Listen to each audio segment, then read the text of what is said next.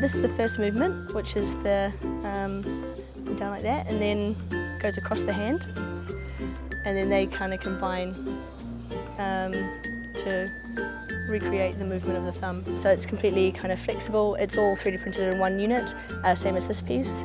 This is 3D printed resin, and it has Teflon tubes similar to a bike brake, which then connect to the two motors here.